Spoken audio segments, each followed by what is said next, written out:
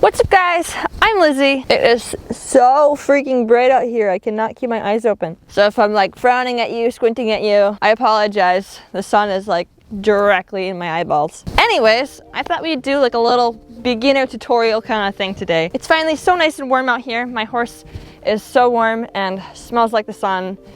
If you know, you know. So we're gonna be going over how to get your horse to go forward, hopefully without having to kick or whip them. I'm gonna break this down into 5 steps, just to make it easier to understand and digest. So step number 1 to getting your horse to walk forward is to have a really clear vision. But when we're working with horses, we really have to try to not have the expectations that they know exactly what we're trying to ask. When we start assuming that they know what we're trying to ask them, that starts us on a downward spiral of us assuming that they know things that they might not actually know, which makes us worse at being clear about what we want. Because when we assume that they know something, we then, instead of making our cues more clear, we make them more aggressive. So instead of us adjusting our way of asking, we make it more aggressive because we're assuming that they are intentionally ignoring or defying us.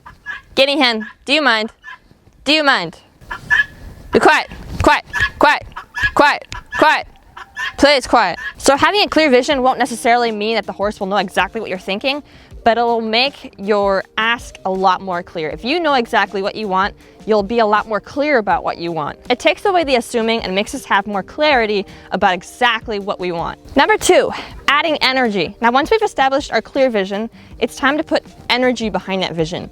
And that's basically like using body language, but I'm gonna break it down a little bit more than that. Now, energy and using body language is basically the same thing. Just think about it as if you're going to prepare yourself to do something, whether brace yourself if somebody goes to push you or get yourself to move or whatever. You're gonna have that kind of energy to sit up and brace yourself or sit up and move yourself forward. That's basically what I mean when I say energy. So using your vision, you're not thinking about moving forward. So now we're going to use our energy as if we were moving forward. So now we're gonna act on our vision and start moving forward with our body. We're gonna sit up more erect. We're gonna have our body facing exactly where we wanna go. We want to have our eyes focused.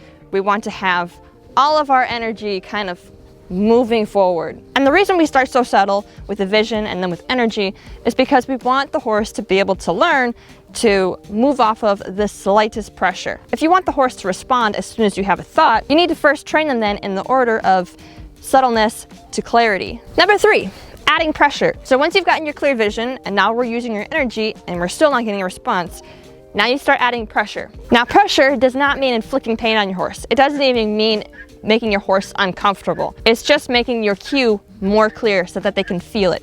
Just because they can feel it doesn't mean it hurts them. So what I mean by pressure is like squeezing with your legs.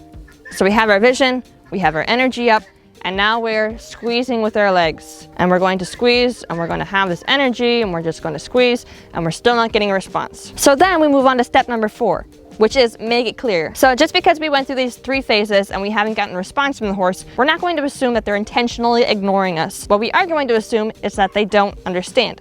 So number 4 is make it clear. So if I have a vision, I have my energy up, I'm adding pressure with my legs. Now I'm going to make it clear with the reins. And sometimes being clear with your horse means you have to add a little bit more direct pressure. That doesn't mean we're going to sit here and we're going to kick them. It doesn't mean we're going to whip them. It means you can tap them a little bit. See? It means you can squeeze them a little bit with your heels.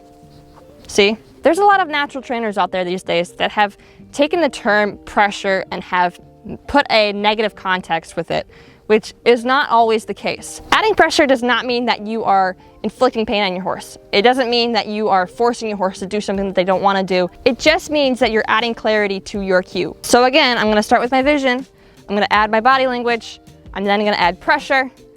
I'm asking her forward. We're still not getting a response. We're going to make it more clear by picking up the reins and adding a little bit of more direction and a little bit more forward. Good. And as soon as we get a step, we release. Which brings us into step number 5, which is the importance of immediate release. Everything we just did would be completely useless and would have not given the horse any information if there was no release involved. If we go through all of these phases of having a vision, adding energy, adding pressure, making it clear, and then we don't stop when the horse starts doing what we want, then they don't get the memo that that was the right thing. Because them learning that it was the right thing is the release of pressure. If they're still being put under pressure when they're doing what we want, they don't know that they're doing what we want. So they're gonna be still looking for the answer and maybe try something different, or maybe just stop altogether because it wasn't working.